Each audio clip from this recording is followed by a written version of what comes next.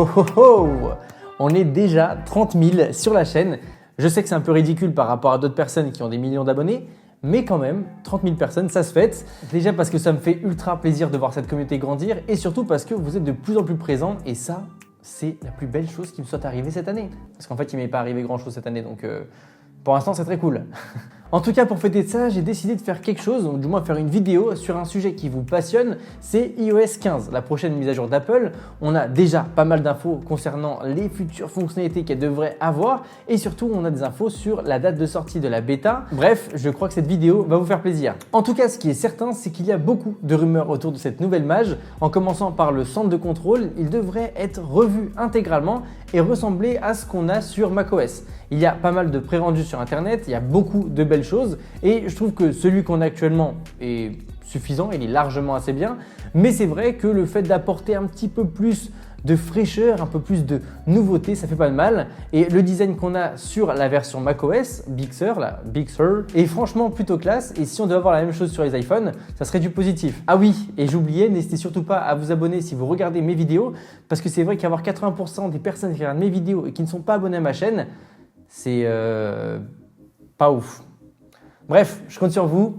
Merci d'avance. La deuxième fonctionnalité qui devra arriver, c'est la fonctionnalité Always On Display. Elle devrait arriver sur nos iPhones avec cette nouvelle mage et ça nous permettrait d'avoir les notifications les plus importantes à disposition. Je sais que beaucoup d'entre vous espériez cette fonctionnalité-là avec iOS 14. Personnellement, j'ai eu beaucoup de smartphones Android et je n'ai jamais été trop fan de ce mode-là. Je trouve que ça me faisait plus aller sur mon téléphone que ça ne me faisait gagner du temps. Du coup, c'était pas forcément très utile et donc je décidais tout le temps de le désactiver. Mais après, bon, c'est subjectif. Il y a aussi pas mal de rumeurs qui parlent de l'arrivée d'une nouvelle charte graphique qui concernerait les logos des applications iOS 15. Alors, ça serait les logos des applications natives, pas de tous les logos de tout l'App Store. En gros, actuellement, vous savez qu'on a un style un peu flat qui commence à être de moins en moins tendance. On l'a déjà depuis iOS 7. Et sur les nouveaux Mac, c'est vrai qu'on a un nouveau style d'icône qui est aussi très à la mode. Je ne sais pas du tout comment il s'appelle, mais en gros, c'est un flat design avec plus de profondeur, plus d'ombre, un style un peu 3D. Je trouve ça vraiment très cool. Et je vous montre quelques images de pré-rendu de concepts que certains fans ont fait. Moi, je trouve que c'est bien d'avoir un peu de changement parce que iOS 7, ça commence à dater. Et le fait d'avoir ce nouveau rendu va nous permettre d'avoir un petit peu de changement. Et ça, on n'est jamais contre. D'ailleurs, vu qu'on parle du menu d'accueil, il faut savoir qu'il y aura certainement de nouvelles tailles de widgets qui permettront d'avoir un petit peu plus d'options de personnalisation. Aujourd'hui, c'est encore beaucoup trop limité et ça ne permet pas encore de personnaliser son iPhone comme on le voudrait. Et aussi, le fait d'avoir plus de taille va permettre aux développeurs de faire encore plus de choses et de nous faire rêver.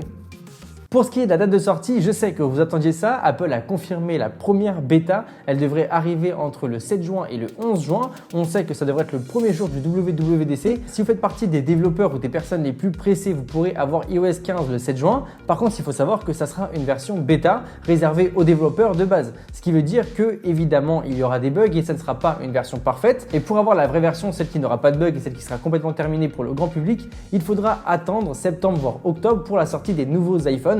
On n'a pas encore de date précise pour la sortie des iPhones, mais on sait que ça serait autour de ces zones-là parce qu'évidemment, la mise à jour arrivera avec le prochain iPhone. Bon, voilà les amis, vous avez un point sur toutes les prochaines petites rumeurs qui tournent autour d'iOS 15. N'hésitez surtout pas à me dire dans les commentaires quelle est la fonctionnalité qui vous intéresse le plus sur cette mise à jour et surtout pensez à vous abonner pour ne pas rater mes prochaines vidéos concernant ce sujet-là. Nous, on se retrouve très vite pour de prochaines vidéos. C'était André Martin. Salut à tous.